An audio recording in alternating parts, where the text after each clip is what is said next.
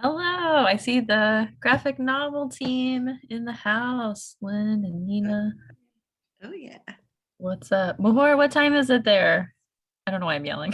4:30 in the morning. 4:30? Oh, Yeah, You don't look tired at all. Are you a night person? I am almost. Yeah, you're like, I guess I am now. Thanks for being here. No, thank you. Anna's here, AJ's here, Hallie's here. I'm starting to get everyone's bedroom wall color yeah. like committed to memory. I'm in a weird location. I look like I'm in a storage facility, but it's my friend's apartment in New York City. I'm in New York. Just Hey, yay. where are Lynn, are you? you in New York? Yeah, Oh, Brooklyn. cool. Oh, nice. So I'm in the East Village. We're the cusp of the East Village and the Lower East Side. Nice. By Great. the Whole Foods. You know where the Whole Foods is. Yeah, I've been in a year-long program at Boston University for a MFA in creative writing, but I renewed my driver's license in New York State before I went, and I think that got the jury duty summons thing excited about me because I thought they had forgotten about me. Mm, And they were like, you have to come. And it was hard getting in touch with them. So I was like, I need to pay my friends a visit anyway. So anyway, I'm yeah, in town for jury duty and a doctor's appointment, just my annual physical, because it's hard to right, get a doctor in Boston too. right. So it's weird, but nothing exciting, but I like that. I like running errands. It's good taking care of business. Yeah, Yeah, I feel like accomplished, but it's yeah, like it's a pain to line it up, but then when you do it, you're like, yeah, oh, amazing. So, yeah. Feel virtuous afterwards. yeah, I feel like very smug. I'm Yeah, like, I went take care to, of myself. Yeah. yeah, even though I didn't serve on a jury or anything, but anyway. So that's what we're doing. So it's a little bit before 8, but we'll get started at 8.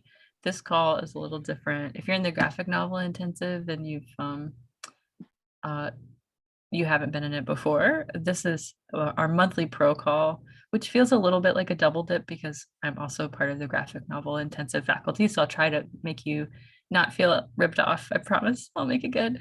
But also this call is open to SAW alumni, if I'm thinking of that correctly.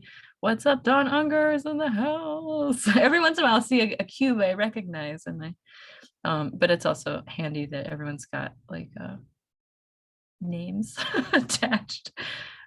So we'll just wait a couple more minutes. But if you're in the graphic novel intensive and you're like, who are these people? They're friendly, I promise. And if they're not, I will wag my finger at them and tell them to be nice. Um, what day is it? It's Tuesday. What's going on at SAW? Friday night we have a free comics workshop in abstract comics. That looks pretty cool. Abstract comics. So for those of you that hate drawing or have broken a finger, this one's for you. Joshua, what time is it in Tasmania? It is 10 a.m., so it's quite civilized. It's tomorrow. It's tomorrow. That, Ah! that light is tomorrow. All right. Mahora she's gaining on you. You gotta watch out. It's tomorrow where she is too. We're the slow pokes. Who here is on the West Coast? Y'all are like really chill. It's yeah, Nina. So I don't know. Time is weird, right? I forget what else is going on this week. So we're doing a graphic novel intensive. West Coast. Yeah, we got some West Coast love in the chat. I never really understood why there was like a big beef between East Coast and West Coast graffiti or rap in the 90s, but I guess it's good to have a beef. It's like the Yankees and the Red Sox. Like it makes it exciting. Go sports. Nina says go Washington State. And I don't know if we're talking about places or sports teams anymore. Jim Hamilton is in the house. Who else is here? Red Sox. Wasn't someone talking about cricket? Where are my cricket fans at? I think Maria's here. Okay. So I think the lay of the land is, yeah, where does the phrase they have a beef? Hmm. I bet we could Google it. Oh, I love this cozy chair Alex has. I want to be at Alex's house. That is awesome. Are those colored pencils? I feel like it's slightly invasive, but I promise to just being chatty. I'm in deep admiration for everybody's living space. Alex is explaining what's on there. I like it. You have snacks too? I'm coming to your house. What's your address? Yes, I have snacks. This is actually my studio, this Your chair. boudoir. I do everything in this chair. Oh, I love it. It's so good. It looks really good. It's like 10 Its out of name 10. is Chair. Chair. But yes. Like share, like chair. It's one name. I love it. Does everyone have a snack? I think Alex is setting a good example. You have time. Also, I mean, Zoom calls are kind of delirious, right? We're all, Foggy's here. Hi, we're on the road. Oh, I see AJ wagging some gin. I'm just kidding. It's coffee. Maybe. LD's got a snack. Okay. Snacks are optional, but like these Zoom calls, we start to feel a little weird. So get cozy, but also feel free to move about the cabin. The light is turned off, and you're free to move about the cabin.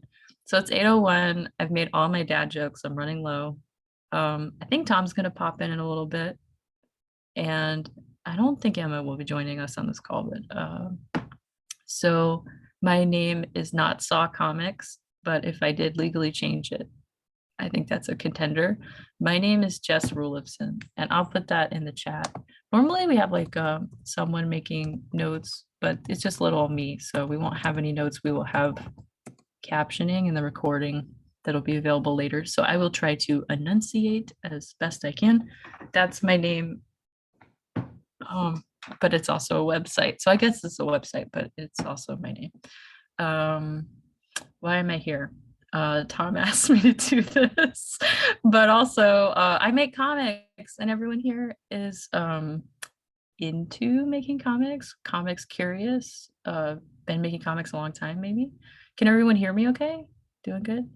Okay, good. That's I want to make sure we start off on the right foot. So I have been making comics a little while, and I could talk to y'all about that, kind of where I started, and then we could have like questions. I'll try to keep, what I'll do is I'll share my screen, so I might not see the chat right away, but I'll try to toggle back and forth. So if I don't see your question, maybe the best idea would be to like write it down and share it later, or reshare it if you don't get an answer right away. Share it kind of at the end when I'm done sharing the screen, so I make sure I answer it. You can also use your audio. I don't mind, like if I can't see you but I hear a voice that says I have a question, I might not see you, but be like sure, and we can talk about it. I don't think there's like a bajillion people. 48, that's pretty good, solid even number. Hey Rose, and Ken's here. I see some people coming in. So if everyone talks at once, that might not work, but I feel like we could maybe have questions as they pop up too, because I'm kind of informal. So that's the lay of the land. And AJ's got, if you're joining us late, we were curious where the phrase "to have a beef" comes from. And AJ Googled for us. The traditional shout of "stop thief" was mocked by being replaced by "hot beef" in criminal circles, where it was thought that the shouts of "stop thief" were nothing more than making fuss about nothing. The 1811 edition of the Dictionary of Vulgar Tongue defines beef as to cry beef, to give the alarm. So maybe that's where it came from. That could be a comic. Look, if anyone's running out of ideas, we've got them for you. All right. So I make comics. I've been making stuff. I'll talk about where I started and where I'm at right now, and then I'll share a little bit of process stuff. There'll be some in the talk, but then I have like a little separate process folder. So if questions come out of that, I'm really happy to share the limited knowledge I have. So ask away. You can put questions in the chat, or kind of ask them at the end as well. So with that, we'll get started. And I've got a folder here. Make sure it's open. Bum, bum, bum. So if I go to share, thanks. Oh wait, I'm clicking on. Okay, here we go. Okay, so I was digging through my hard drive to look for oldish stuff. So most of this really early stuff, probably 15 years old. This is around maybe a little bit older. I grew up in Mississippi on the Gulf Coast, and then I started art school at a four-year college in Alabama, the University of South Alabama, if anyone is near there. I guess maybe Dan's in Memphis. They're near Oxford, so 6-hour drive from where you live. And I majored in painting. And I had old paintings, but I just couldn't find them. So this is as far back as I could go. I ended up transferring to an art school in New York City to major in illustration. So I was initially into sequential art, but as maybe works in a series. I love narrative painting. Narrative just means like painting with usually figurative with people, and there's some type of story. So this was work that oh, sorry for let me mute those notifications. I'll just close that browser. I hope nothing bad happens. Okay. So narrative just means like there might be a story or figurative, there's people in it. So this was a piece I did after I graduated school. I was trying to make it in the big city as an illustrator, and I think I only got hired for like 1 or 2 gigs. For most of my adult life, I think I've only done like a few illustration things. So what was interesting, I really do love painting. I love color. This is gouache, which is like an opaque watercolor. And I've always liked doing portraits. This is not very big, but this is Amy Winehouse. Maybe I could zoom in. She's pixelated. She's like a little postage stamp. I should have checked the size on that. Sorry, y'all. And Mr. Rogers is also awful small as well. But I like these bright colors. I like portraits. It seemed like it was easy stuff, but I was getting a little restless trying to figure out, I want to make images that are important, but I don't know what I want to say. And I moved to New York City the day Hurricane Katrina wiped out the city I'm from Biloxi, and a lot of the Mississippi Gulf Coast it was sort of like a tsunami, like everything just got wiped away. And then also New Orleans was okay for a few hours, and the levees that surrounded the city were overcome because they weren't replaced, and a lot of things got damaged and a lot of people died. So I was trying to make art about that and couldn't figure out how to do that. So I was just out of art school. This is a piece I made my senior year. We had some Heath Ledger fans on the network last week, and I was like, oh, I have a Heath Ledger painting. So this is gouache too. This is like an homage to Milton Glaser, did like this poster design of Bob Dylan with really funky, cool hair. So I was like, I'll do that, but it'll be like emo, handsome, dead actor guy. So that's what I did. So I was trying to figure out, I mean, I wanted to get my work on the cover of the New Yorker magazine or something. Never say never. I haven't done it yet. It's like still on my bucket list, but so far hasn't happened yet. But so this is where I was starting. What am I good at? What interests me? What do I like?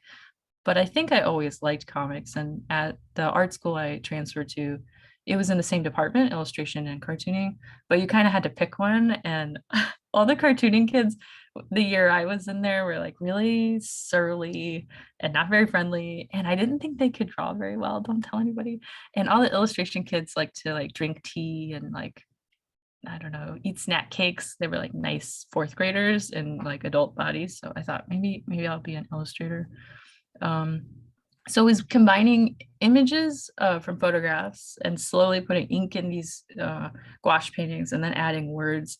So I think I was like creeping up on comics through the back door, but I still didn't really know what I wanted to say. This is my friend Ian from Alabama. He only had 1 bird, but I thought it'd be funny if he had a lot of birds. Another friend from Alabama. So really like this brush pen I had picked up, and I was just trying to figure out, maybe I can make a comic or add words to these gouache paintings. My superpower is that I respect women. I thought that was very funny at the time, and now it's gotten kind of dark. I don't know, there's like these very like feminine dudes that grew up in the South with me. Like I didn't know them very well, but they were sort of locally famous. And I don't know, I started to become curious about male vulnerability, and I've always been kind of boy crazy. Um, this is a portrait of like an ex-boyfriend I found on the internet that I was like, I don't like that guy, but I like this photo of him. He was like trying to identify trees with a blindfold on. And so I was like, I'll draw that. But then I had this little caption, I still think you're an asshole. Because I wanted to make comics, but I was like, what do I say about this picture? So I don't know. So this is early comic, 1-page comic about a guy that I liked and didn't like at the same time. So I was really thinking about men, I guess. And then I did this 2-page comic about Otis Redding comforting me at a coffee shop. I look at my phone. You can tell all this comic is because it's like a weird banana flip phone. It's not supposed to be a banana. It's just a bad drawing of a flip phone.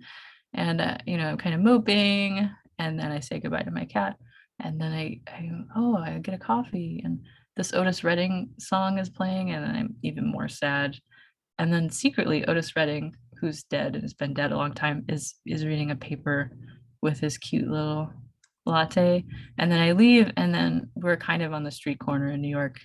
And then I tell him, I really love your jacket. I was gonna do one with Jesus too, but I didn't get around to it. So this is weird, but I was also a part-time hand model at this time. I was working for a science photographer who took photos for chemistry and physics textbooks.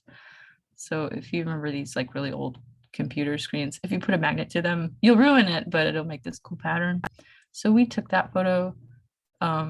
So that's what I was doing. I had a day job that was like sustaining me, wasn't sapping my energy. I felt respected and appreciated, but I wasn't doing anything really high stakes or crazy. And then I could come home and make these paintings. So I started making paintings of, I was still on social media at the time on Facebook. So this would have been early 2000s, I guess, maybe mid aughts. I was making these paintings of guys kind of being vulnerable with the bright gouache colors. So this is like a friend of mine holding a bunch of puppies that are kind of melting, I guess. Oh, there's another hand photo. Sorry, those are out of order. And then I don't know, another guy at Mardi Gras is like, I want to do something Southern. And there's these like hot guys, and I don't know. So I just kept making these paintings of, I don't know, this guy's asleep. It's very tender and lovely. And I had seen a collection of photographs by this British war photographer, Tim Hetherington, who passed away maybe in 2010. And he took a bunch of photographs of Marines, American Marines asleep in their bunks in Afghanistan on this very far away outpost where they were really very vulnerable, like not only asleep, but no one was going to come and save them if something bad happened. And that was what happened. And there was a documentary they also made called Restrepo that's really fabulous. But he did a series called Sleeping Soldiers, and I was like, oh, that's kind of like the painting I did of that guy that was a skateboarder that was asleep. So I was trying to figure out what I was doing. And I made these paintings aren't very big. They're maybe postcard size, like 4 inches by 5 inches, let's say. And the guy I was dating at the time was like, why are you painting all these portraits of these dudes? And then another friend said, that's really cool, you're painting these portraits of cartoonists. And I was like, yes, that's what I'm doing. So I had to like kind of branch out and paint all the cartoonists I knew, which ended up being really fun and lovely, and a way to experiment with color. Like, oh, I've done a green one. That's Josh Baer with a green background, by the way. He did a Friday Night Comics a few weeks ago with Hyena, I think. I don't know, there's no other celebrities here. I don't know if I painted Tom, I might have, I'm not sure. There's Josh Baer with a cat. Oh, and eyelashes. I just love it. And he's pink. Oh, because it's not a manly color. I love it. The Brennan Leach is also a cartoonist. This guy is an illustrator I knew. But it was a way to play with the paint too. These are some of my studio mates I had at the time. And but that's about how big I guess for scale, you can see a little paintbrush in the hands. So I wanted to make 140 of these because Twitter at the time had a character limit. You can only use 140 letters. I feel like I'm dating myself in a really strange way. And I thought I could make an art show called 140 characters and be like, it's a pun. A lot of work for a pun. I don't know if it was worth it. And I think I made like 100. And some of them were good and some of them weren't that good, but it was a good way if you're starting a new medium, or you want to get better at something that you're kind of like already. This was a really fun way to work because you could have a bad painting because you knew you were going to make another 70 of them. You're like, well, one of these have to be good. And I didn't spend a ton of time on them, but I spent enough time to have a good time, if that makes sense. So we ended up hanging these in an art space in Brooklyn up the street from where I lived at the time. And that's me on the right. Joan Riley, I think. I'm trying to remember. And so people came out, and then Robin Chapman, who was also on a Friday Night Comics workshop a few weeks ago, she had a Paper Rocket Press, I think it was called. Yeah, that's right. Man, my memory is better than I thought it was. So she published a zine, not all of the characters, it was 50. I didn't have them all done at the time. But we're like, let's put it together in a color zine. I think this is in the library at Saw. But it was really fun, and it ended up being nice. A lot of people came to the opening that had gotten painted, and it felt like the celebration of, it became like this weird, like, I'm gonna take photos from Facebook and be kind of weird about getting photo reference, and then more of a celebration of people I knew. We could all come together in the same place. This is much later, but I wanted to share, I'm obsessed with Prince. I think he's so handsome. I love his energy. His music is also great. I promise I don't like sit around objectifying men all the time, but everyone's got to have a muse, okay? So, and he's stylish and he has all this confidence. So I think I would like to be Prince. And this was another series I did over time. It was originally started as a demonstration for how to work with paint, and we have recordings of that, a version of that as like a course offering through Saw, if you're curious about gouache, where I actually paint a portrait of Prince using 1, 2, and 3 colors. So this was just like a demonstration I would do for my painting class that became really fun. And then I started making a bunch of them. So I just want to share that.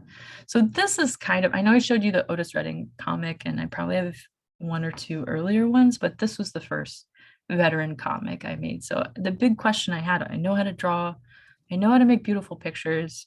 I'm kind of obsessed with boys, let's say. Can I mix all this together and make something and say something? I want to say something important. And to be honest, I think I would have liked to make a memoir, and I still haven't done that, but I was a little shy. And I realized talking to other people was kind of exciting. So I had that brush pen and I was kind of working obsessively. It's a little pixelated, but I'll zoom in.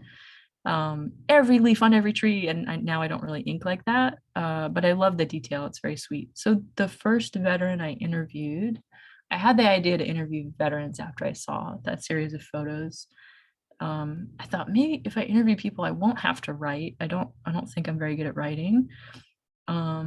And then I could just draw pictures of handsome people. I know there are also women in the military, but I thought this could be cool. They have to have a story, and then I'll have photos of them, so it won't be that hard to draw. So it seemed like something that I could do, like put it all together. So the first veteran I interviewed, I met through my banjo teacher. I was also just like picking up random hobbies. I was like, banjo, I'll figure that out. So he was on the banjo teacher's podcast called Down Home Radio Show, and the veteran's name is Clifton Hicks, and he brought his banjo to Iraq, which I think is really cool. And I don't know, he's just like kind of a character and really fun to listen to, and he's a great banjo player. So I met him. He came to the Brooklyn Folk Festival that year, I guess in, forget what year, 2009, 2010, something like that.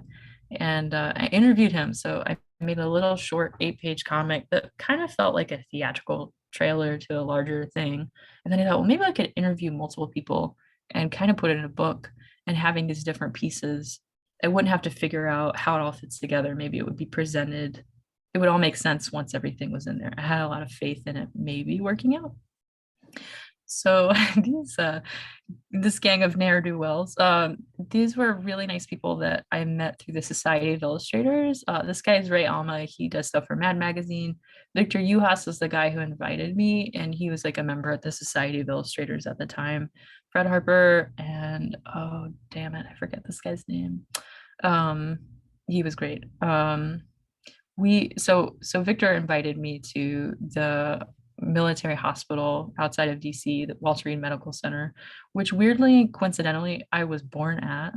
I did have family in the military. My dad and my stepdad were both in the Air Force, but neither of them were married to my mom very long. So I was like, it's an influence, but it felt very peripheral, like experiencing like a limited sort of like familial thing. But it was, I mean, I was born on a military base, and then I was born very early, so they flew me via helicopter to this better suited hospital. So where the hospital is now is not where it was when I was born. But anyway, so it felt like this weird sign where it was like, maybe I should go there. I'll go to the military hospital and draw veterans. So these veterans were coming back from Iraq and Afghanistan with pretty severe injuries. A lot of them had amputations, and they were really nice, but it was such a bizarre hospital area. They were stable, they were good, they were just doing rehab and kind of getting acclimated to like, you know, their new status, where their body was at. And people would come in and be like, do you want baseball tickets, or do you want an iPad, or do you want a Snickers bar? They would like get offers for these things, but they were also learning how to walk again. So we come rolling in there looking kind of nerdy, and we're like, can we draw your picture? And some people said yes and some people said no. We had a public affairs officer who was really nice, who would kind of go in before us. This one guy had just gotten out of surgery, and I'm pretty sure he signed the paper, but he didn't know what he was signing because like the lights were off, and we also had to have like gowns and like gloves and stuff. It's very hard to draw wearing rubber gloves, just so you know. Latex gloves, very strange. And if you're sweaty with the gloves, it's not, I wouldn't recommend it. So I did some drawings there at Walter Reed. I don't know if I included them. Look, see, I know how to draw from photos. Boom. If you got a photo, no problem. So then I was like, maybe I'll make a comic about this and I'll be in the comic. That ended up not happening. I decided to take myself out. I was like memoir curious, and it's like, that's going to be too much stuff. So this was one of the first comics I made where I was formally interviewing people. So I had an audio recording of what this guy said and what his dad said, and photographs of them, and they consented. And then a version of this got published in a magazine, and I think his parents mailed me a check. They were like really nice. They were like, here is money. We like the drawing you did. So it was this interesting connection. I mean, a stranger, I don't know this person. They don't know me. Can I draw your portrait? Can I also make a comic of this? They were like really wonderful about it. And then that's a drawing I did from life, which is also hairy. Is like, this person's trying to get well. This person on the bottom, he had lost both of his legs and was telling us about it. But these drawings, I mean, we're there for like maybe 30 minutes or something like that. We're not there for a really long time. So you're trying to get a likeness, you're trying to hear the story, you're like trying not to be an asshole, trying to stay out of the way. There's nurses coming in and stuff. But generally they're stable. Like they got the TV on. There's a lot of movement and stuff too. So drawing from life, it was kind of difficult. But I was motivated by being interested in talking to people. Like I wonder what that was like. And they were also very nice. So I think a lot of people, if they want to talk, they will. And if they don't want to talk, they'll politely say no, thank you. This was a girl I had gone to art school with that I just randomly met in the print shop one day. And she was working on like a reformulation of like basically the rules of being in the army, which is a like famously poorly designed from a typography standpoint. And she was a graphic designer. So she made just a beautiful version of it. And she just delivered mail on a base, I think an air base. But she was still totally freaked out. So this is an early version that ended up going in the book. And I think I have a trajectory here. This is the first version. If you're curious on the medium for the book, it's ink on paper, and then I'll scan it and then color digitally with 2 colors, usually black plus 1 color, but that changed a little bit. So the first version is like orange plus black. So all those grays are just black. And then you can kind of see I left some artifacts in the ink. I was like, that looks cool. So there's not really any rules, but I just wanted to design the page really beautifully. Most of the stuff was done from photos. And then a lot of these stories have a voiceover quality. I think the longer I worked on the project, the more I realized I could have more dialogue, kind of breaking things up, and that would be a little more interesting. So I think in the book I have a little more dialogue, but some of the stuff I just like, I don't even know what this is, but I'm gonna draw it. That seems fine. So I didn't ever really know what I was doing, but it was like, I know I want to draw this. I know it's gonna have this awesome shadow. That'll go there. Maybe some baby photos. I like that photo. I guess I'll just end on some weird stuff. Okay, fine.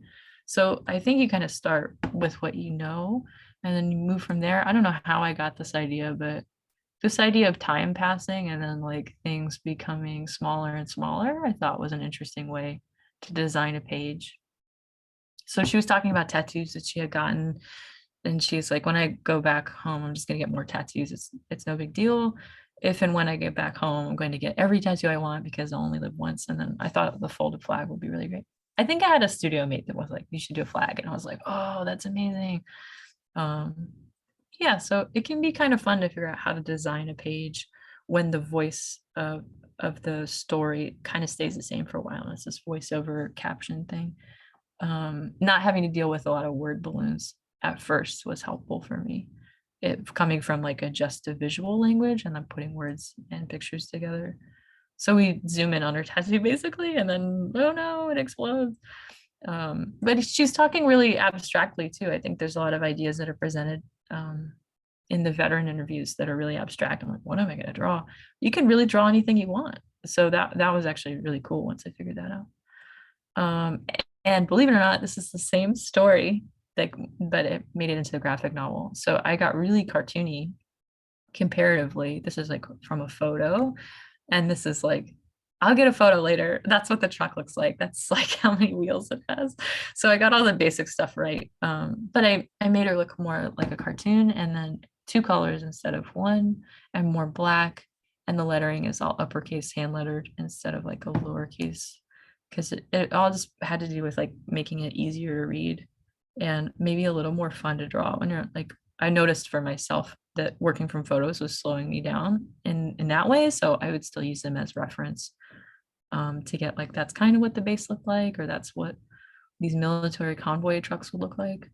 But a lot of other stuff I just made up. And my anatomy is not awesome, and I don't know anything about perspective, but I was like, I'll get the vibe. So, and that's fine. So you can leverage what you're good at. I don't know what that is for me, but I think you leverage what you're confident in, what you don't second guess, do that first, and then fill in the blanks. It's kind of like doing a crossword puzzle where you're like, okay, that has to be that. If that's it, then oh, okay. That's what it felt like. And then I think I have some like earlier sketches of this. She was great. She's from upstate New York, and we were actually like pretty, not like BFFs or anything, but she was someone I knew a little bit better than meeting someone randomly at the hospital, for example. So she was, it was interesting to talk to somebody I was like a little more acquainted with and what she decided to share. So there's this abstract idea about why we go to war. What the hell am I going to draw? So I was like, oh, maybe some cave paintings, and then these historical photos from the Civil War in America. And then I think that middle one is like World War I or something. So this is also for those of you in the graphic novel intensive, or anyone who's doing anything like longer than 4 pages, that's taken from, you know, a text. You're like, how am I ever going to fit all this into a comic? It's too much. So this is I did a recording with Nicole, who was the veteran in the previous comic here. And we're just BSing. Also, another maybe disadvantage of knowing somebody is you really ham it up. And then you're like, man, I can't use any of this. So I deleted everything I said. And then I deleted like, well, I don't know, her compliments. The drawings look so awesome. I can't put that in the comic. It's too meta, for example. So some of the stuff was easy to figure out what not to put in the comic. And then later, it was like, oh, all these stories are kind of great. So how to get these different ideas to flow, and what you need, and maybe, you know, maybe the first year of training I did community college, maybe I could just draw community college and then have her say something else.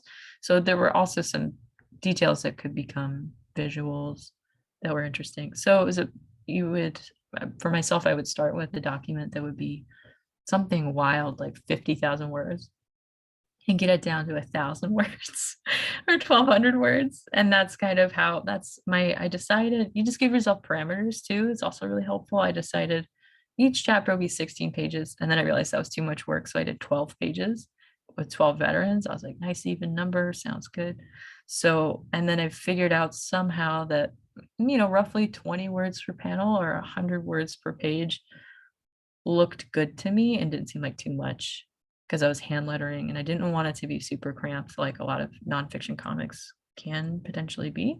So that was good. So here's an early draft of that panel we saw earlier. I got an 8.5 by 11, you know, like a printer piece of printer paper, and then just folded it. I had it long lengthwise. Let's see if I can. This is not printer paper, but like this, and then folded it down the middle, and then I would draw like on this side and on this side, so I could kind of see what maybe if the book were open, what it would look like. And that was helpful too. Oh no! Sorry, my alarm.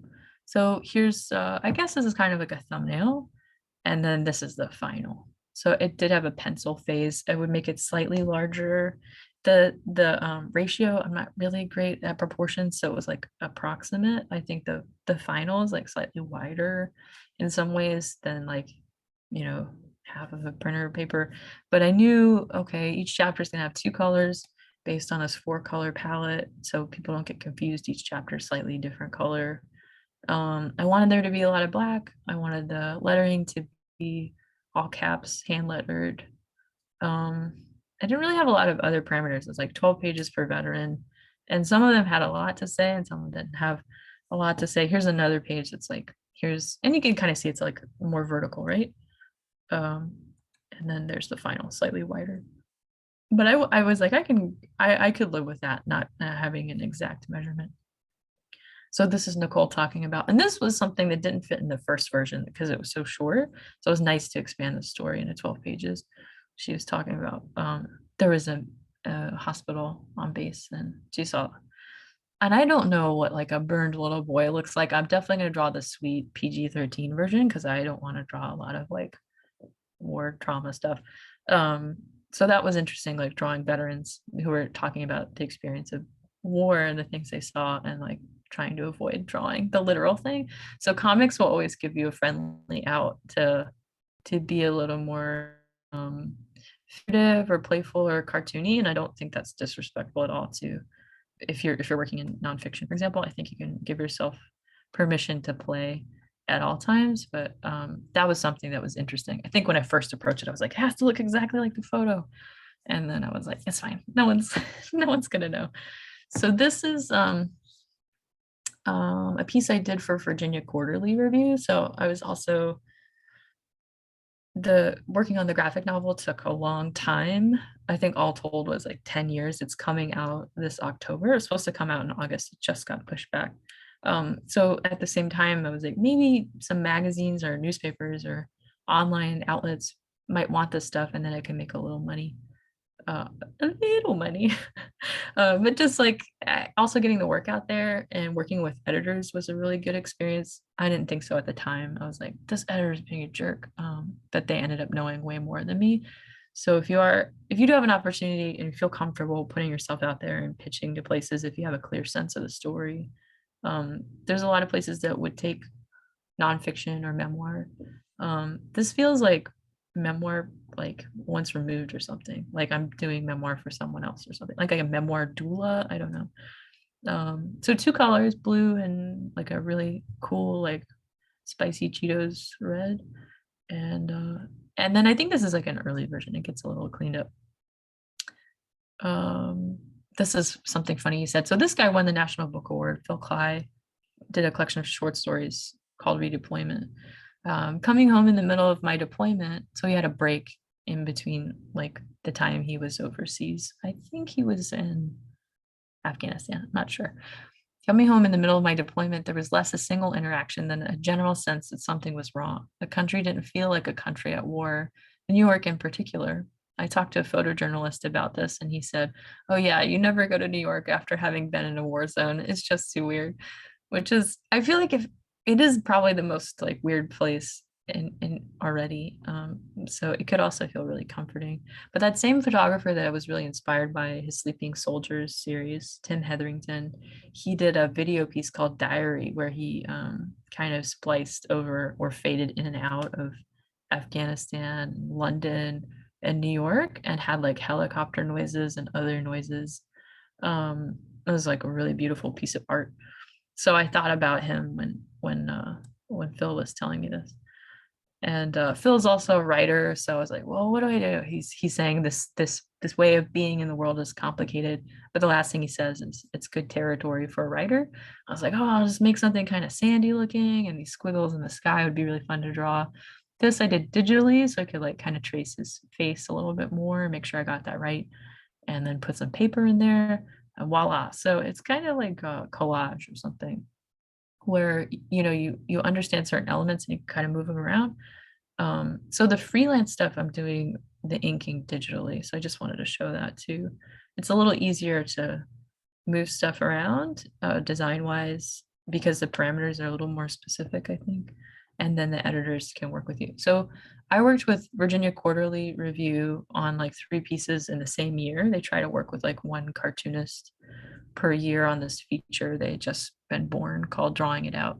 So this guy I interviewed wasn't a veteran. He was a chief medical examiner of New Hampshire. So he's a forensic scientist. I almost said forensic artist. He's a sort of bit of an artiste. And again, I'm starting from a photo. I mean, he's like this very friendly middle-aged guy, maybe not my type, but I wanted to make a really beautiful portrait of a guy. And I feel like maybe if I could think, I was trying to figure out, well, if there's a line that goes through all the work. I don't know, I sort of have like this reverence for like the strong silent type or the gentleness that men can show. I think gentleness and sweetness in general are something I really admire and appreciate, and I think we need in the world. But especially with men, I was like, that's cool. I like that. And he was really nice, like comically very sweet to talk to. And he's seen, I mean, I think he said when he retired, he had done 6,000 autopsies or 8,000. It was an insane amount of things he had done. So I started drawing this and I had some photo references of a car because I don't know how to draw a car. And then I showed it to the editor and he's like, we should cut all this. Okay, no problem. That's fine. So you get better at editing your own work. And it does get better. And you can curse under your breath, but they are paying you, which is nice. So it's a good way to play around. So that was pencil drawing on paper that I just like threw into Photoshop and then traced. And then it flipped it. And then here's kind of closer to the final. There ends up being these like big blocks of text, which I don't totally love. I think maybe we broke up the piece on the right, but I can't quite remember. It's been a while. And then the bottom part, I probably would have drawn that the same way I normally draw my thumbnails, like just like half of a bottom piece of paper. Hopefully this isn't too hyper specific, but it is cool to see the piece kind of go. And then again, not a lot of colors, like primary colors seem like a good idea with black. I probably could have used more black here. I would make the sky black if I did it again. And I do notice when I'm like a little self-conscious of my drawing, I'll add a lot of hatching. Like I don't know how to draw buildings. I'm like, oh, put a lot of marks on it. It's fine. It looks good. I like had a photo reference that I was like, but make it look shiny. So I think that's my crutch that I've done less and less. So here is the issue of VQR that came out, 2018. I guess it was a while ago. And then it's really exciting. I saw my name in print. I was like, oh, and look, it says my book is coming out in 2019. And it was so late. It's coming out 2022. It's delayed now because of the printer, but all the other delays were my own fault. So I've been blessed with a lot of patient people around me while I struggle through. There was a question on the network that it kind of comes up, I feel like every few months or so, but I have this idea in my head of how I want to draw, and it's really gorgeous, but it takes 1,000 hours and I'm going crazy.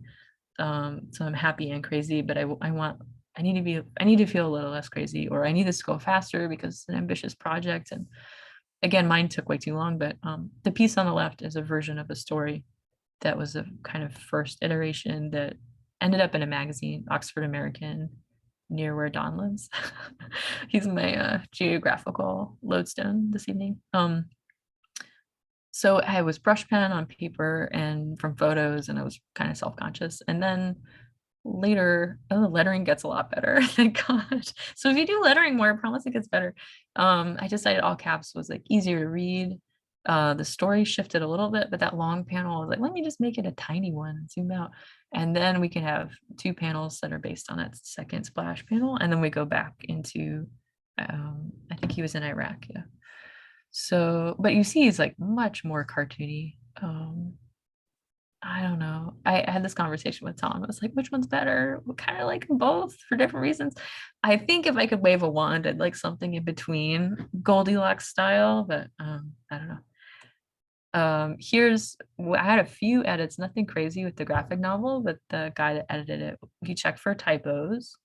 He checked for technical stuff that he actually knew a decent amount about guns. So we had a long conversation about a part of a gun. It wasn't really called this thing that the veteran said it was. So we had to correct them and it ended up being fine. But there wasn't a lot of other corrections. And but this chapter I was really self-conscious about drawing for whatever reason. So I had lots of hatching and the anatomy. I'm not great with anatomy, like shoulders and arms and stuff, but this one was particularly different looking than the other chapters. This is what like a sustained work over time. So they didn't say anything specific. They just said this looks a little different. And then I was trying to figure out why. And I was like, I didn't use any black in that chapter. I was feeling really timid. I feel like you have to be kind of ballsy, for lack of a better word, to use black. We forget to use it. And then when we do, we're like, oh, that's killer. It's so good. So the version on the left is the first version that was in the final pages that he was like, maybe you could draw this a little bit better without any particulars. But I noticed in that first panel, that's a lady who's very masculine leaning. They're doing push-ups and their hands look like croissants. And so I gave her knuckles in the second version on the right, and then I added more black on the bottom tier, and then I also took out a lot of the hatching in the hat, for example. And that kind of like made the drawing look better. I could see the bigger lines and it became kind of great. So it was like a way to improve the drawing without redrawing. I was trying to figure out how to do that, like how to do a good job, but also I don't have a lot of time. I have deadline. That was a good fix. Oh, here's that piece in print. It's slightly out of order. Sorry.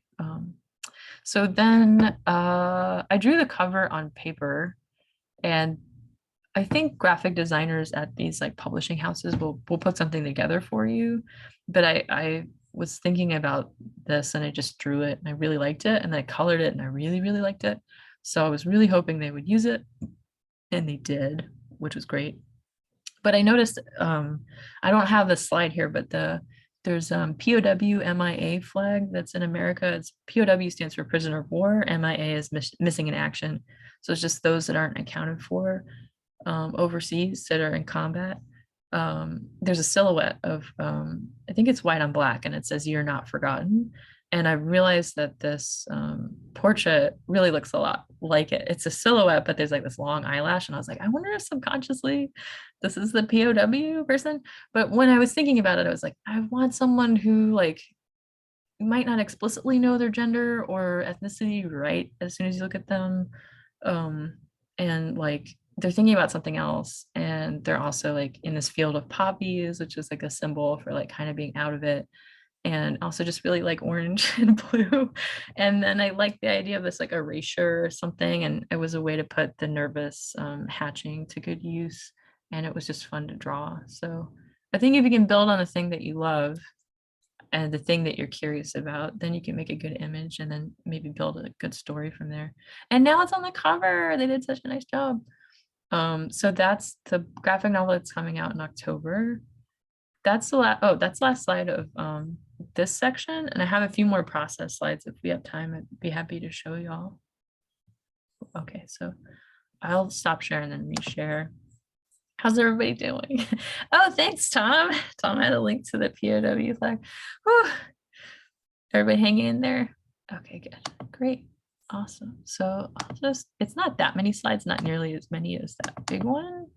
And it's similar, kind of. I'll just open it up. But I was just trying to find more process stuff because I am thinking, Michael says it's helpful, so we're gonna do it. A lot of us are cartoonists making stuff. This is so weird. So I used to live in the apartment that I'm sitting in right now, and I'm sitting at the same desk, but all the furniture is rearranged and I don't live here anymore. But this was the desk. This is so meta and strange. I could see the desk from where I'm sitting. The call's coming from inside the house. This was my setup. It's the monitor my friends that live here let me borrow sometimes. And I used to, I mean, I didn't abuse it, but I don't know, I use it as like a cork board. So I was like, oh, here's all the chapters. And then I thought my book was called Where Eden Once Stood. It's not called that anymore. And it was 2017. I was so much younger then, and it looks like I'm going to my dad's house. So a lot was going on, but this was a little piece I was trying to do online. I forget what it was, maybe BuzzFeed. They were doing like an end of the year thing. And I, I, I would say like when I fully gave up on trying to be a commercial illustrator, I didn't give up in my heart, but I was like, I can't devote time to that. I turned my back on it, just started painting cute people or prints or whatever, and then started making these comics I didn't fully understand. But then like things started to sprout out of the ground, not all at once, but it was like, can you make a comic about XYZ? Oh, I have one sitting right here that might work. So it became like a less of a stretch to be like commercially successful, quote unquote. There's not a lot of money in comics, at least me personally. I did teach this high school class where a girl she was probably like 17 asked me, how much do cartoonists make? And I was on like Medicaid and I just told her the truth. And then I didn't see her for a while and she was almost done with her comic. It looked really beautiful. I went out in the hallway and she was like crying. She had one page left. She was inking it. And I was like, oh no, are you okay? And she's like, I just don't see the point. I think her father was a lawyer and she was from affluence or something, but she's like, oh, I don't think there's a point to this. I was like, well, your story's great, your inking's great. You should ask the other teachers here because they've been doing comics a lot longer than I have. And I just, trying to get on my feet. So anyway, I like to be honest, but maybe I think that made her really sad. She ended up going to art school and majoring in comics, and I think she like stuck with it. So it didn't totally ruin her life, but I was like, oh no. I think also maybe she was feeling sad about other things. It's hard making comics, right? Even if we really got it, we might not feel like we got it. So, but I always wonder, did I say the wrong thing? So anyway, there was this end of the year, like, what does it all mean, 2017 thing? And they were like, can you do a piece? And I guess they had picked a theme, and the theme was community. And I remembered the eclipse that happened. I was like, maybe I can make a comic about that. I knew it was going to be for web. So these are notes that I was kind of making. I don't know, it's probably some deranged to-do lists. I have too many things. But I remember seeing people at the basketball courts near where I lived that were trying to look at the sun without looking at the sun. And they were all these like, again, cute people and maybe like masculine leaning people that were being gentle and sweet, like big kids. I remember this big guy looking through this little pinhole, trying to look at the sun in a shadow in the ground. I was like, maybe I could draw that. And it's so cartoony. I mean, I think maybe the expression of like a big figure doing something very soft was fun to draw. Maybe that's what attracts me. So then I started sketching these ideas like, wow, I don't know, sharing this moment, especially in New York. I mean, it's totally like a commercial or something where like, oh, normally everyone's like, get out of my way. But then Eclipse, people stop playing basketball and get the glasses out. It's really cool. So my sister was really into doing like community outreach for NASA. She lives in Jacksonville and does like space stuff. I'm not describing it right. Definitely the artsy person describing the science thing. It's very, very cool. But she had like official glasses that you could use, like little 3D glasses to safely look at the eclipse. So me and my neighbors went to the park, and we passed, people had pinhole things and we're looking through those. So we had all these ways of seeing that we were sharing. And that felt like this really beautiful metaphor for community. Like there are a lot of political views and maybe those aren't people I would normally hang out with. And maybe that person is much taller than me and maybe intimidating in some way, but having a common interest brought us together. So anyway, it's really corny, but I'm into that. So I was like, let's do it. Then no one told me no. So haha. So these are my friends, Richard and Kip and myself. And I have a little arrow. We're gonna walk this way. All the panels were squares. So having parameters, I forget the number of panels was decided, maybe like 10, 20, not a lot. And then I knew they were square because it was supposed to be a scrolling format for web. And then, I like just 2 colors plus black. I was like, I'll do it digital so I can fix it really quickly. I have a digital font. None of this stuff is stuff I'm really good at. I just was like, I'll do that. So if you just make a choice and commit to it, it'll probably be fine. So here's an early sketch of that VQR piece. So anyway, that's kind of what the final looked like. I think it's BuzzFeed, but I can't remember. So this was for the Virginia Quarterly Review piece that was about that forensic scientist guy. These are really noodly, sweet, silly drawings, but they were fun to draw. And then I was trying to figure out there was a lot of text because he's also an interview that I transcribed, try to figure out how many words would fit per page. This had more words than I would probably do myself. But I got to draw this really, I mean, it's so corny, this guy. It was also like he's a older guy approaching a woman in the woods who's younger. Like this could go bad. I was like, I want everyone to know that she's safe and he's a nice person. So I don't know, he's like this hiking guy, but I was like, if I just show that he's like a very sweet person, mean people don't pick flowers, do they? I don't know. So I was trying to use some type of metaphor for that. So she's, I mean, it's so basic, but she's crying and he gives her a flower. I don't think he really did that in real life, but the mood, that's totally his mood or his vibe, is a friendly sort of spirit. So yeah, he lives near the White Mountains in Vermont or New Hampshire or something. And he hikes out there, and a lot of people that are going through a lot also hike. And if he sees them, he tries to comfort them. So he also has this like kind of Christian outreach thing that he does. But he's very much a man of science and a man of faith, which was an interesting thing that he talked about. And the caption boxes don't have borders. I don't love that, but that's what we did. And here's a digital font based on my handwriting. I would do in all caps, less letters, more black. I would do a couple things differently now. But I also had a deadline, so of course I'm like, oh no, and I do too many lines. It's fine. And then like, that's so corny, it hurts, but it's fine. It's okay. Nobody died. Well, actually, a lot of people died, and he did forensic science of them, but I mean, it's fine. Maybe that was a good thing. But yeah, you got to make a story. This was a piece I did for VQR that they didn't take. It was about a writer who moved from New York to Florida and had a interesting story about jumping from a moving train. She was hopping trains when she was younger, and she fell on her face and had to get a bunch of stitches. She's quite beautiful looking. She's a prolific writer. So I thought, oh, I'll profile her. She's a great writer. And the art director was like, this is so boring. He didn't say like that. He was just like, he did like the art director thing. He's like, why should I care about this? Make me care about this. And I couldn't, the pretty drawings weren't enough. That's okay. But I wanted to show you. So this is also from the graphic novel, just to show you spatially how big the paper is. So I have that printed out script, and they're teeny tiny thumbnails. Like, will this fit? I think it's about 1, 2, 3, 4 beats, and that should fit if I make it long. Okay. And then I have the words.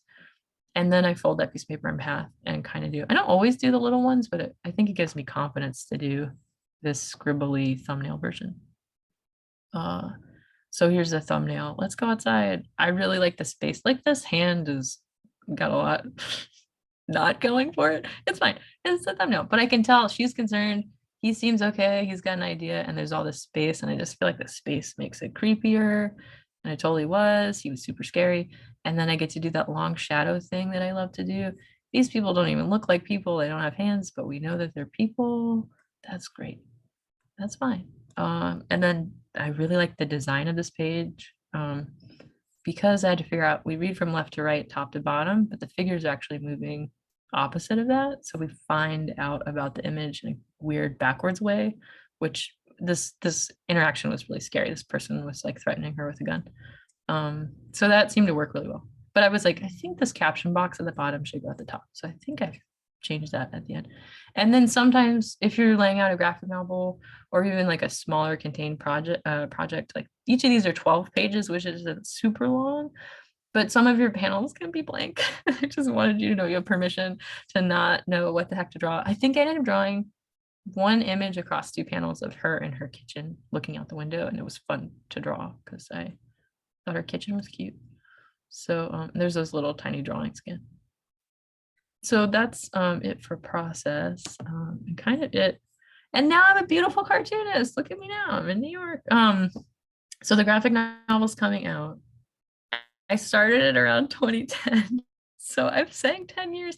I didn't work that entire time for 10 years. I did a lot of dallying and pandemic and things, but it takes a while sometimes, and that is totally okay.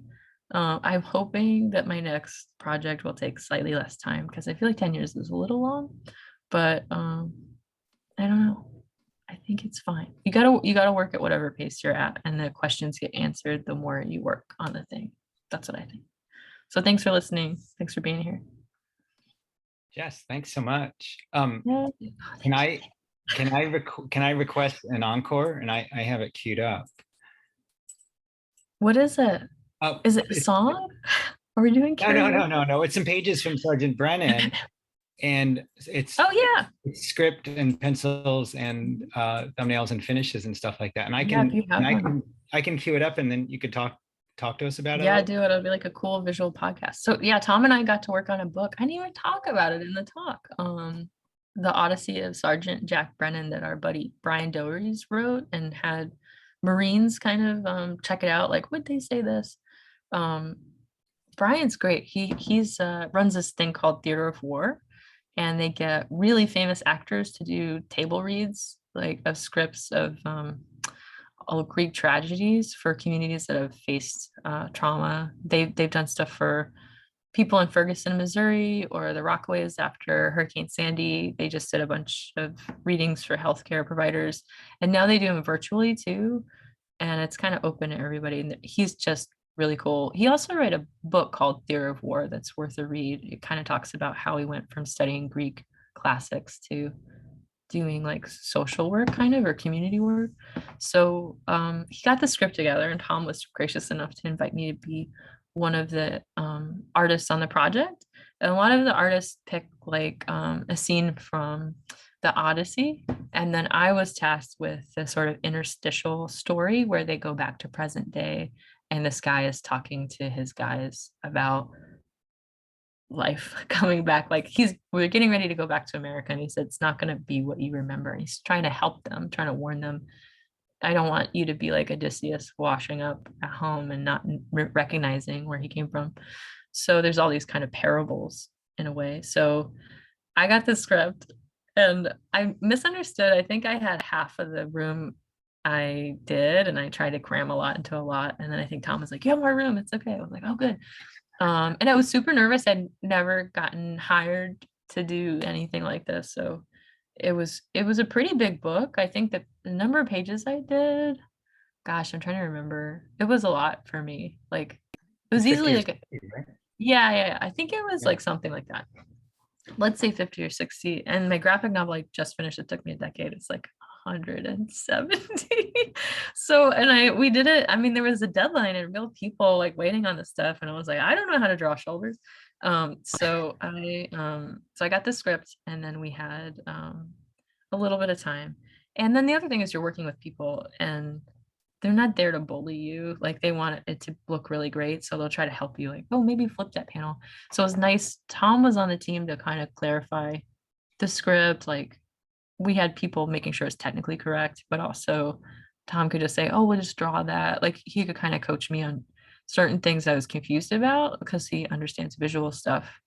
But yeah, trying to fit a lot of story into one panel. But this script that I got looked like this. This is all work I didn't have to do. Someone had scripted it. So they say who everybody is, and they say what's happening. They even say it's a splash page, which is just a single image. So I was like, oh, my work here is done. However, there were like 13 characters. Oh no, and they'll have to look different. I got all my cartoonist friends to wear the Marine fatigues that Phil Cly loaned me. And Phil is a good looking guy. He's like 6 something, has never had any type of weight issues. He's like the spitting image of like, I don't know, physique.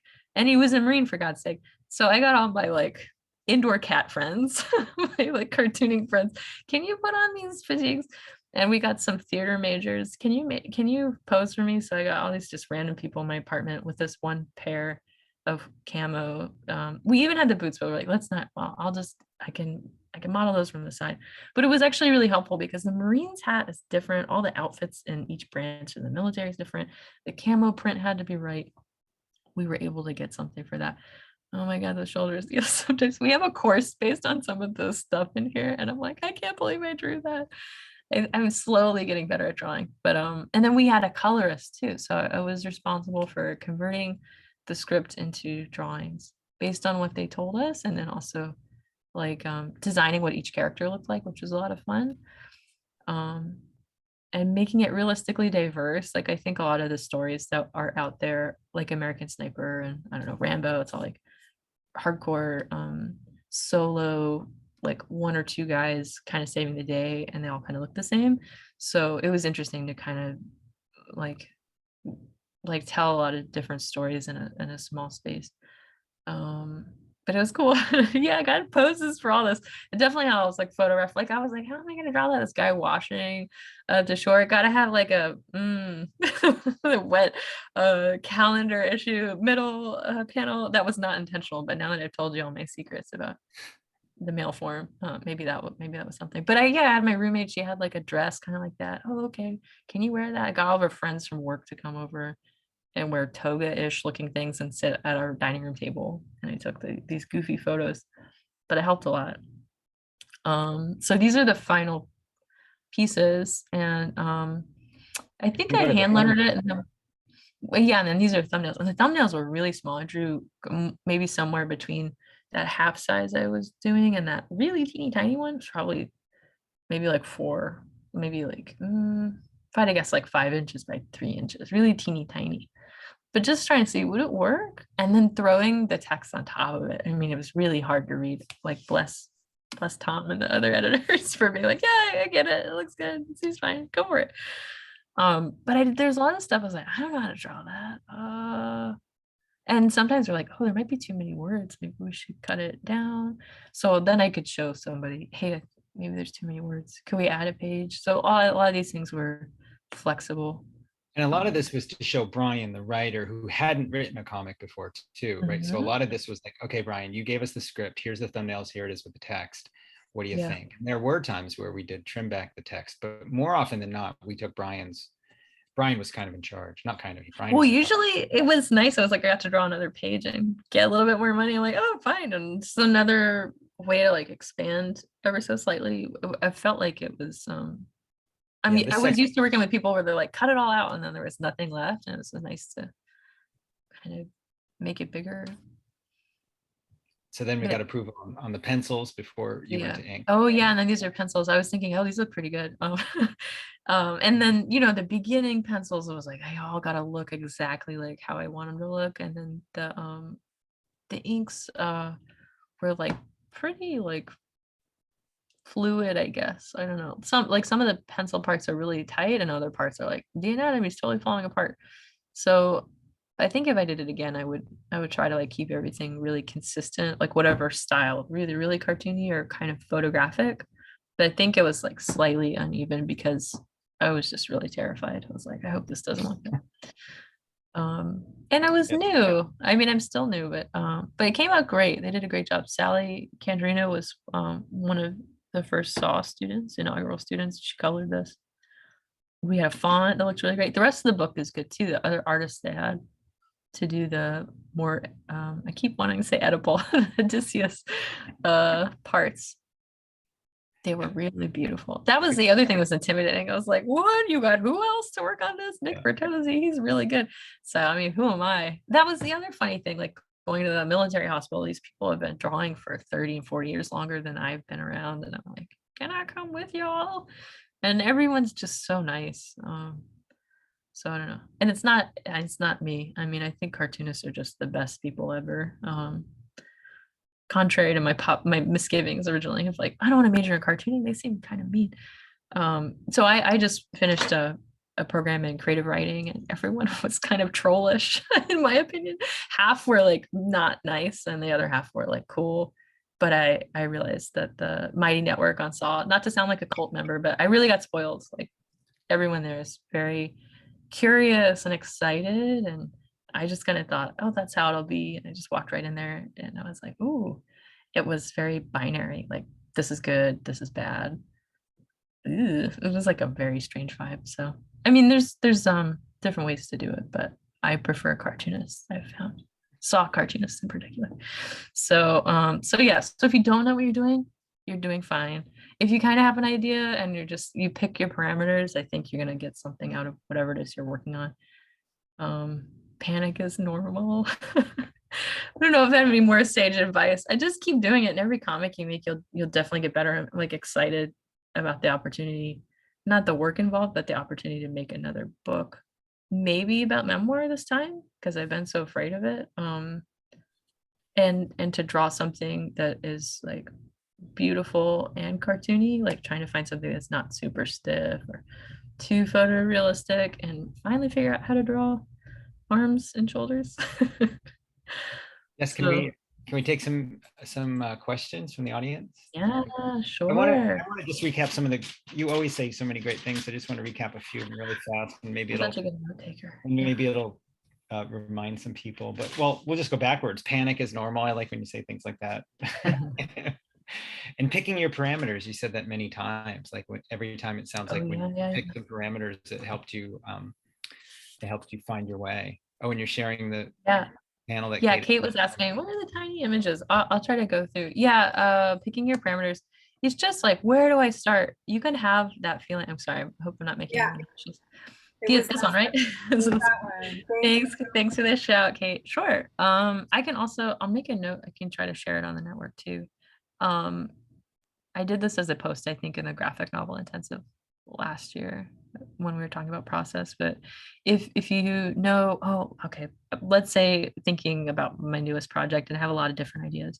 I would like to write a novel about nuns based on real nuns in World War One Belgium, um, when Belgium gets invaded. So I kind of have the idea of the story, and I was like, well, okay, they live in this monastery, so they can't leave, but then the Germans come. So if you set parameters in the plot, that's one thing. But also, what do I want this to look like? Man, I'm still toying. Is it how long is it? I don't want to write a 600-page novel. What's the minimum? 150 pages. All right, so it's 150-page fiction, historical fiction. So you kind of figure out what you don't like. That can be a way to answer the question. For example, if I'm doing a graphic novel after this, which I've thought about, maybe graphic memoir, um, under 200 pages, somewhere between 150 and 200 pages. You could think about the clock of the story, like how much time passes. Like, oh, it's a segment of my life from the time I was 13 to 21. That seems like an interesting spot. And geographically, this is where we are and what years passed or whatever, 7 years. We're in Mississippi. Maybe those are parameters. But you can also be like, how many pages per chapter do I want? How many chapters do I want?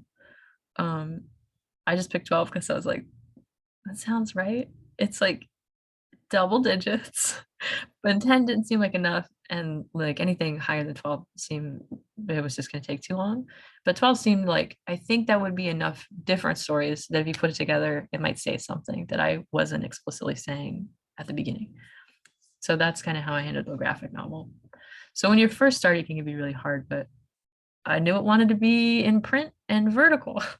If I get hired to do stuff, I might be like, oh, this is going to be on a cell phone. So all the panels should be the same size.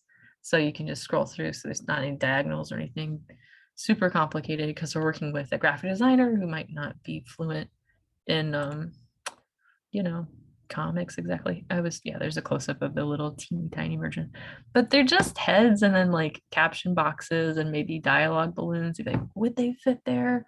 I don't think I have a picture of it, but I just started. So my partner is a nurse in the ICU, and he's a really fabulous writer. I was like, I want to do something fun after that. I'm going to draw some butts. And now we're doing this kind of depressing comic. It's 2 pages about the ICU. It is a little funny. It's about not knowing what time it is, but that's a question that they ask you at the hospital. It's like, do you know where we are? Do you know what day it is? But a lot of the nurses don't know what day it is because they work night shift. They're like, is it Wednesday? So everyone's always having to look at their phone. So it does have some charming moments, but it's this really complicated place to provide care for people that are sick. So that's not super fun to draw. So there's a nurse and there's a patient and there's a doctor and they're all saying stuff and there's a caption box. Is that all going to fit? So I kind of had to draw that out and figure out, oh yeah, it all fits. And then later I realized I'm like, where are we going to put the title? Oh no. So it's always something, but you kind of just do the best you can and it works out. It's really okay. But I think doing it, maybe not so beautifully and finishing it is much more valuable for you as a creator than having it be just perfect because you kind of squeeze the life out of it a little bit. So you kind of have to figure out what speed works, like a little faster than the inner critic Tom talks about and a little slower.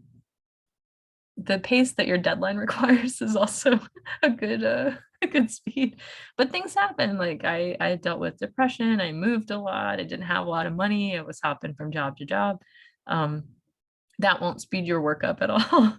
Buying a house, I haven't done that, but I know people who have. Having children, being a caretaker. Um, there's some quote somewhere that says as soon as you like set your heart on what you're going to do, the universe makes other plans. Like, haha, you're gonna write a graphic novel, eh? So if anyone's met resistance after immediately joining this graphic novel intensive and you're like, why? It just means you're headed in the right direction. It's going exactly as it should. Cool. Um, So Jess, Betsy had a question. Yeah. Anybody else who's got a question, feel free to like raise your hand or just get And our I can see attention. the chat now, so I'll try to remember. Oh, great. So Betsy, do you want to ask your question? And then anyone else who's got a question, just let us know and you can come on Yeah, screen. And should I type it in or say Oh, it? go ahead, say it. I'll just say it. Okay. So Jess, when you mentioned that you didn't really have an idea for where you're going when you started with the interviews with the soldiers, the wounded soldiers, and then it became a graphic novel in your situation. But I'm just wondering, in general, do you recommend like just starting with something that maybe you're fascinated with or that you are interested in or that you love and just going and not know where you're going? Because I feel like, I know it's scary, right? It's all scary no matter how you do it. You can have a lot of plans or you can have no plans, but it will always feel scary in my opinion. But I think not having a plan made the work take longer. But I had never done anything like this before. It was ambitious. And then I think I also didn't have a lot of confidence and that slowed me down, feeling like, I don't know if I can do this. So sometimes making a plan can give you that confidence where you're like, oh, I'm just going to do this. And you kind of psych yourself out or tune out that critical voice. It's like, well, I'm just doing this 12-page comic. It's no big deal. So I think having a clear vision would establish your time frame a little bit better. But if you've never done anything like the thing you're doing and you don't know what it looks like, I think just starting, the work will start talking to you, as hokey as that sounds. We're like, oh, because I didn't know, and I do think it shifted. I had thought it's a comic about veterans, but it's also about me. And I'm not in the comic. The title changed. A lot of the veterans that were in there aren't in there anymore. It became just 12. Like I think the parameters develop as you work on it. So figure out like what it is for sure that you're like, I know this is, it has to be purple. I love purple. Or it has to be set here because I really want to draw those backgrounds. It can be a small thing, it can be a large thing, but whatever write those things down and start with that and give yourself room for it to change. I think it's kind of a little bit of both, and everybody's really different. Some people are great at planning or the vision is so clear. There's a quote I read somewhere. I can't remember who said it, but he says, make your vision so clear that your fears become irrelevant. So if you do have a plan or a vision, sometimes that it's more powerful than your inner critic where you're like, I'm doing this. I know I'm scared and it doesn't make sense, but I'm going to do it anyway. Yeah, I think the next book I would like to have a better plan. But if you're feeling really intimidated, sometimes you just got to do it. Yeah, thank you so much. And your transparency is just like the most wonderful gift. And I think, and we all really appreciate it. Oh, sure, Betsy. And I feel like there's like, it's so funny to give like a retrospective talk because it's like, I had this idea and now it's this beautiful book. It's like there's all these different iterations and I'm showing you the versions that I had on my computer. But there were times when I was like, oh, I thought the book was about this, but I will say from the beginning to the end, the one thing I was curious about, maybe having a question and carrying that with you in your little suitcase is like, what is it like to come home from combat? Even one of those veterans never served overseas, but like getting out of the military, you've been told where to stand, what time to get up, how to cut your hair. They give you the clothes to wear, and now you're free and you can dress the way you want, go where you want, and you don't really have a job. Where do you get your meaning? And what do you do? And what do you do with the experiences you've had? And as like narcissistic as this might sound, I had just gotten out of art school and I was like, oh, I don't know what I'm doing. And I felt like I really identified with that. Like art school is not, Iraq. It was harrowing, but it was fine. So, but just being curious about, well, what do other people do when they don't know after this big event? And everyone's been through a big event, like, oh, I went through a divorce or I had to move or this person I really cared about is not with me anymore. Like, what do I do now? I think that was the question I was always curious about. What do these people do now? And some people didn't have a clear answer.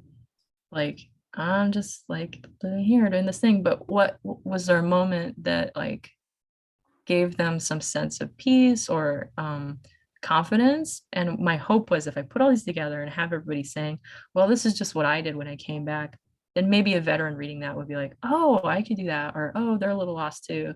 So I wanted there to be like this vision where people could see themselves in that's I'm not American Sniper. I work at the grocery store, like I wanted a regular person talking about war, I guess. That's Yeah, amazing. sure. That idea of holding a question in your, as you're trying to figure out your graphic novel, as you're trying to figure out your project, as it goes through iterations, as it morphs in underneath your hands a little bit, like holding that question is a great idea. I think we should make sure to ask that of people working on graphic novels. It looks like Susanna's got a question. I'll go ahead, Susanna. I'll spotlight. Oh, it'll just come up. Yeah, I came in a little bit late, so please forgive me if this is redundant. I'm interested in like how the project was initiated and how it emerged from the journalism stuff. And I'm also wondering if you ever like if you were talking about any of the projects where they actually work with military veterans and teach them Greek tragedies, or have actors perform Greek tragedies and then discuss them with the military vets. And just the overlap with the Odyssey was so, I was just gripped by that correlation. That guy is awesome. If you want to know more about that, it's called Theater of War. I'll put it in the chat. I'm a big fan of Theater of War. I watch their things all the time. I was wondering if it, intersected. Cool. Yeah, so I don't know how I forget how I met Brian. I think one of the veterans I had interviewed introduced me to Brian, and I went to a thing and I was like, this is really cool. And then I don't know how Tom met Brian, who had the idea, but Brian got grant money to do basically what he's doing, but in comic form. Like, how do we provide like some type of community? There's a catharsis. There's some Greek word like where it used to be. I guess his philosophy was when people came home from war in Greece, everyone that was in the war sat in the audience and watched these Greek tragedies, and it was a way to process that experience. And the generals sat in the front, and the mothers that have lost their sons are like screaming.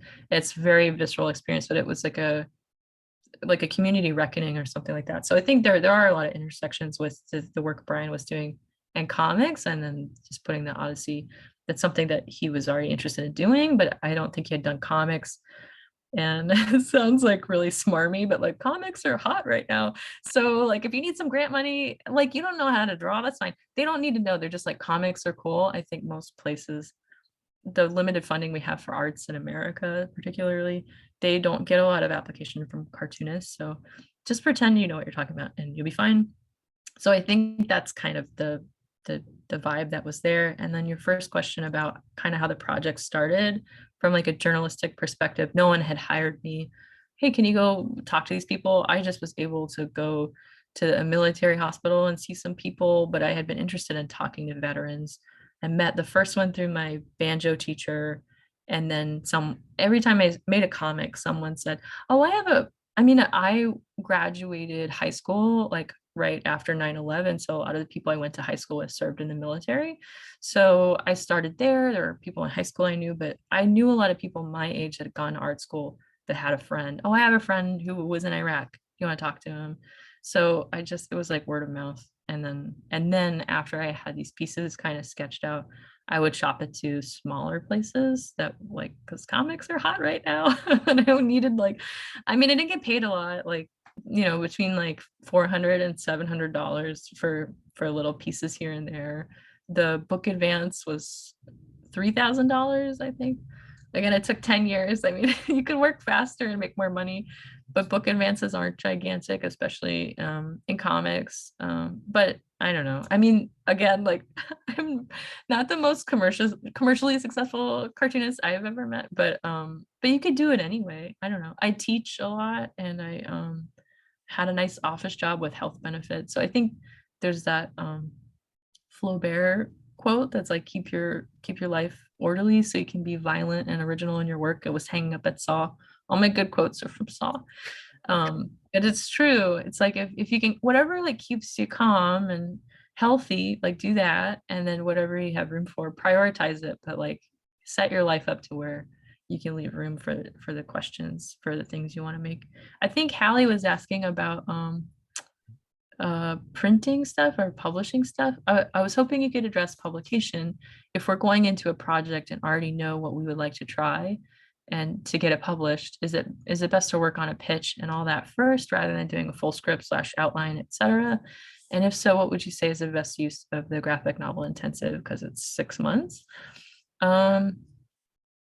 I don't really know. It's a short answer. So you also don't need a literary agent, and I made a note for pitching, so I'll post on the network to Hallie. I think that's a great question and I'll tag you in it. But you don't need a literary agent. I happened to get one because I was asking cartoonists if they had one and if they liked one. I asked Brian, who had worked on the comic Tom and I did, do you like your agent? Do I need one? So you don't really need one, but I got one and she was nice and is nice. I still work with her, and she was able to help me figure out how to make a book pitch. It wasn't something I was fluent in, but I've done a lot of Googling and there is information on how to do a pitch. And I have like kind of like a condensed version of that I'll post to the network.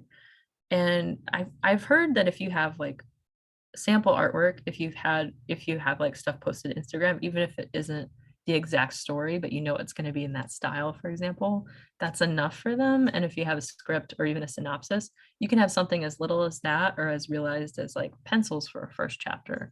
But I think you need kind of the skeleton, and you kind of have to know in a formal book pitch for a publisher what they call them comp titles, like what books are out there that have hopefully ideally done well commercially are similar to yours. So you can be like, it's like Fun Home, but for like, you know, curvy ladies, or I don't know, like you could try to, it can be very broad, for example, because comics is a growing thing. I think it doesn't have to be like a direct corollary. It can be kind of fluid, but I can post the pitch that I made. And the other thing is the pitch really changed from pitch to final project, and the publisher wasn't like off with their head. They were like, great, you finished, yay, let's publish it.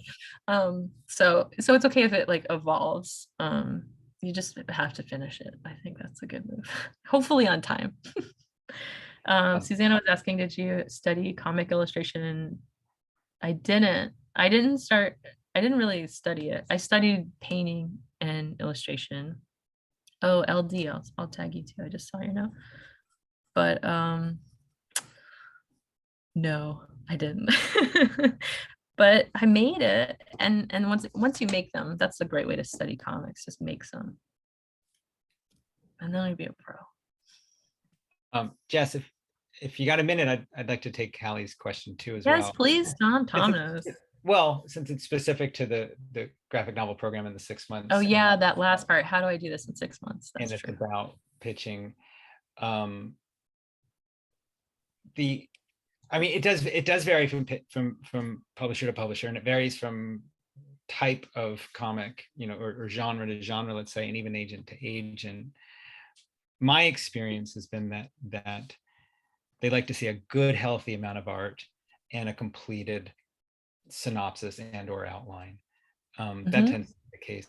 And we definitely have if you're in the graphic novel group, we definitely have some resources. We have one of my pitches that was successful. We have Robin Chapman's who's an editor at First Second. We have her entire talk where she shows one of the pitches that she recently had accepted. And that went really in depth as far as the plot synopsis. It was extremely in depth. And I think there was a lot of art in that too. For instance, in my pitch, it was like 70 or 80 finished pages of art. And when you included an outline, Lynn was asking, how detailed does the outline have to be? Do you know?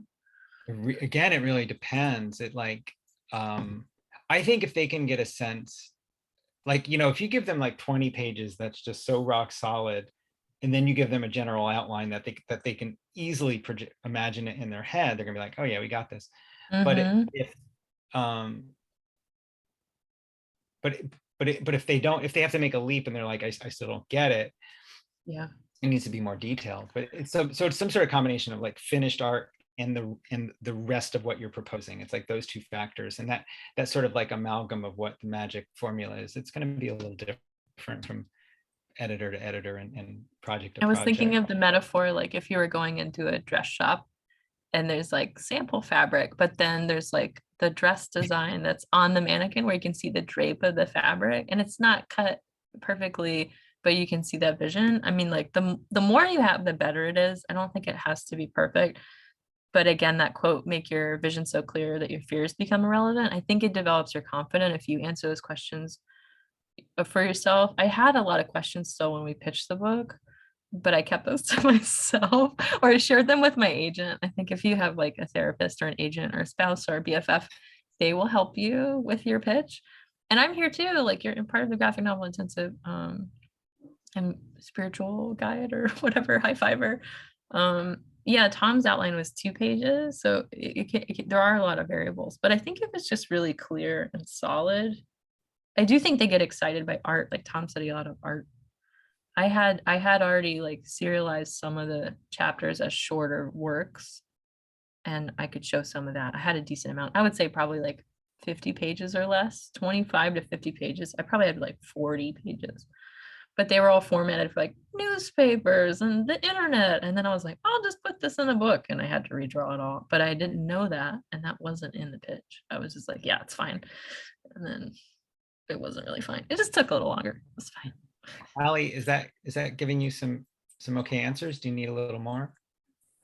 Yeah, that definitely helps. I feel like I always am trying to get ahead of myself, but I also don't want to like get too much work done too finally and then realize I have to go back and redo a ton of it. But it sounds like in Right. some ways that's just part of the process and you just kind of have to be patient.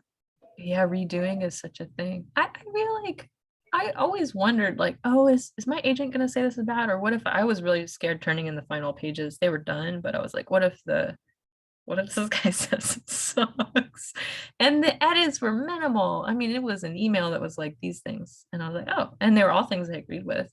And I mean, there are things he didn't take issue with that I like scampered over to and like redrew an elbow or two. So I think we can be a little harsher than most of the people we work with. And they're interested in like your work getting out there. They're already, they want to root for you. So if you're already like, yeah, kind of into this, I think answering those questions for yourself give you that confidence. But we'll definitely, we, the royal we, but me also, maybe not this week, but definitely next week. I have a note, but I'll try to get to it in the next couple of days to pitch a little bit about, or to post a little bit about pitching because people are interested in it. But I hear what you're saying, Hallie, about I don't want to put the cart before the horse, but also what if I have to go back and redraw stuff?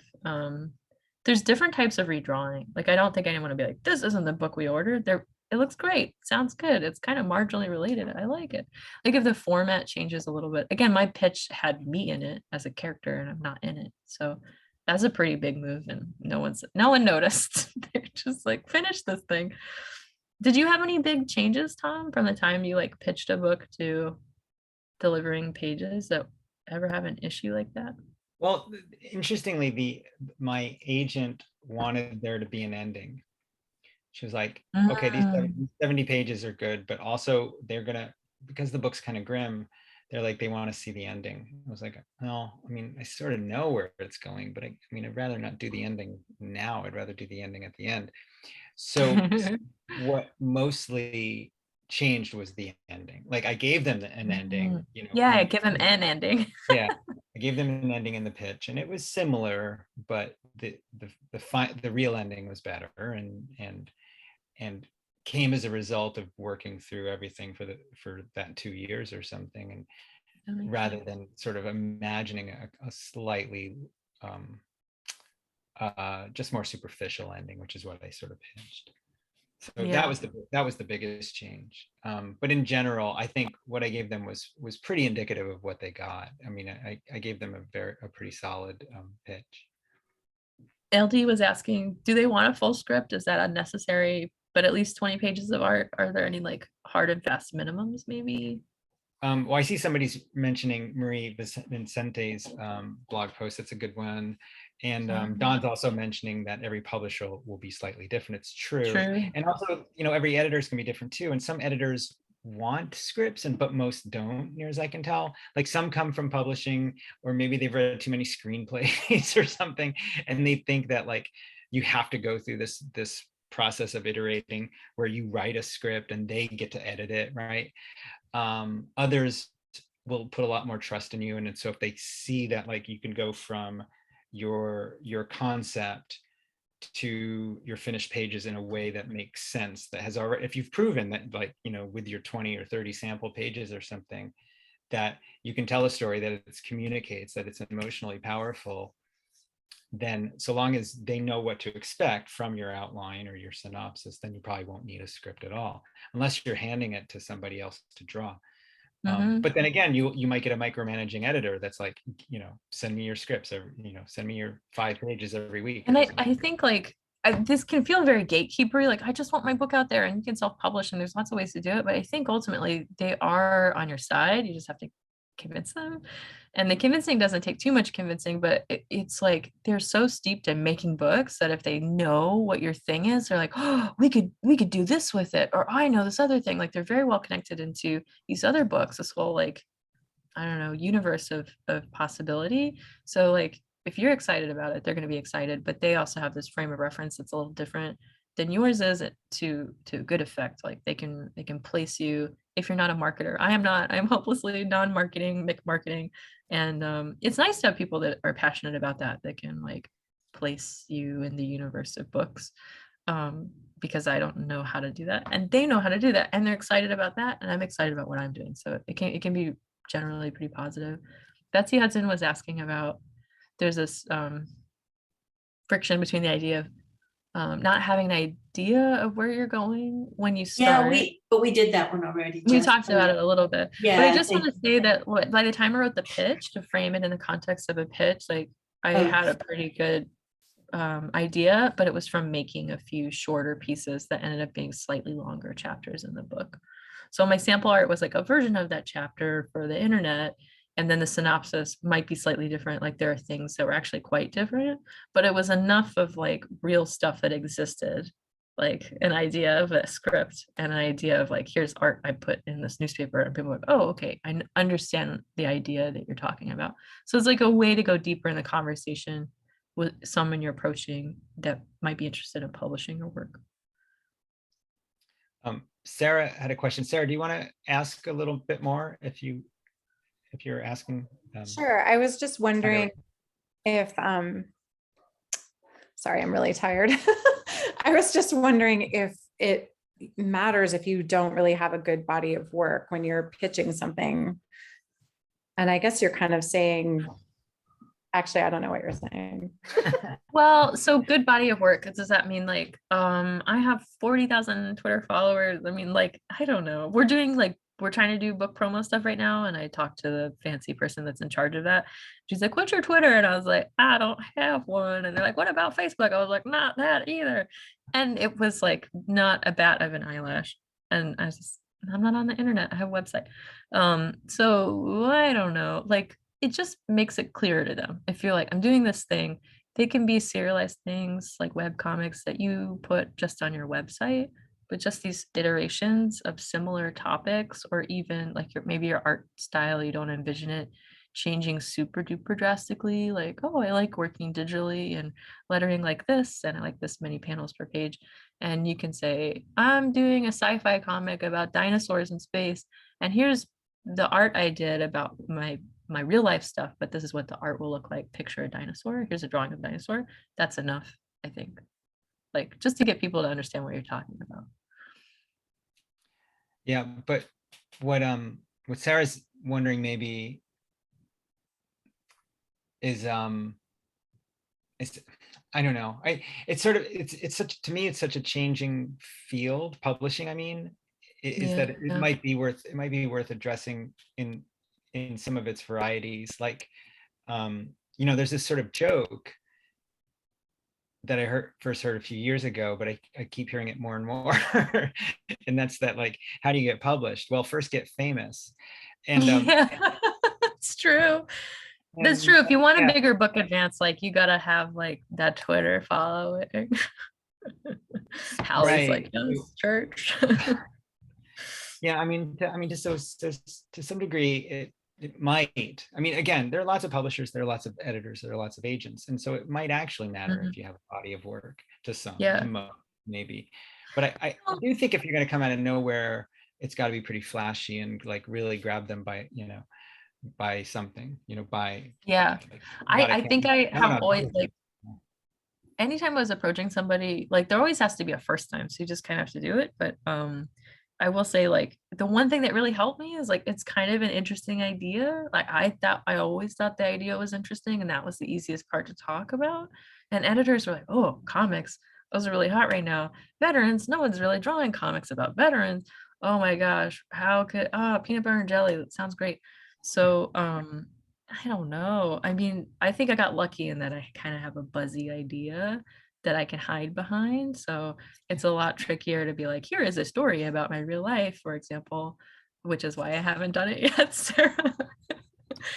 But yeah, I think like sometimes having stuff serialized or having a webcomic is like this person can meet a deadline, they can work with other people, they seem relatively like interested in conversing with other people. I think that like having your work out there might prove that to a degree, but a lot of it is like you're probably catnip for somebody if you have this giant Twitter following and you're super charming. I don't know. And then they're like, oh, we'll just publish them. Like that's less work for them, I guess. But Well, they love it when you bring an audience. If you have yeah, an bring an audience, audience. yeah, if you have an audience already that is following Well, online or yeah. whatever. I didn't have like a Twitter following, but like there's the United States military. It's not a lot of people. It's like less, I forget, 1% of the population, something crazy, but a decent amount of people in theory would be interested, families of veterans.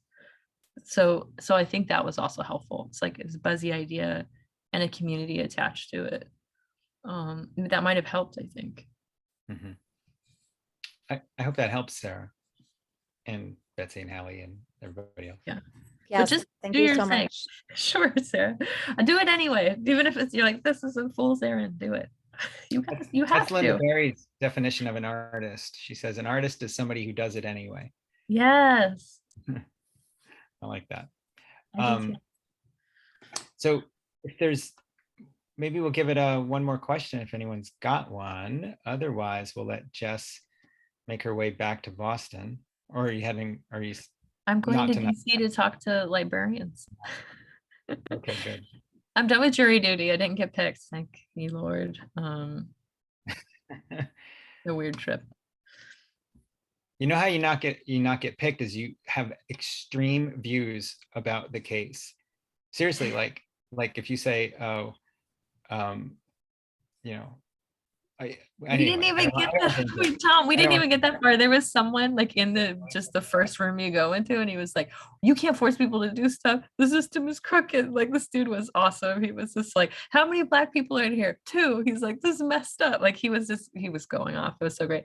But he was really helpful. Like that might be like someone's definition of like a squeaky wheel.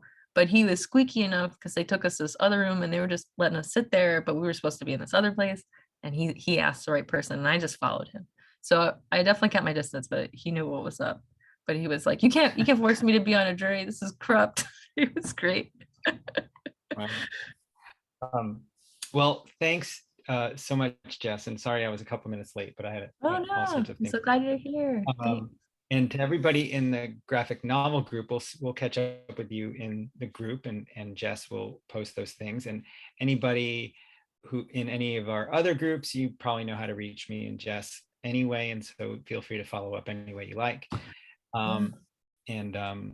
We've, as always, have lots of things happening soon. We have another Friday night workshop Friday. We have the year-long program starting up again in September. Hey, Josh Santaspirito is here. Hi, Josh. Sorry, he's in all the way in Tasmania, so I don't get to talk to him much. All right. If there's no other questions, let's just let Jess go and say our goodnights, and we'll talk to you all tomorrow or sooner or later. Y'all. Right. Bye, everybody. Thank you so much. See you on the network. Thanks, Jess. Thanks, Ken. Thank you so All much. right. Thanks. Thank you.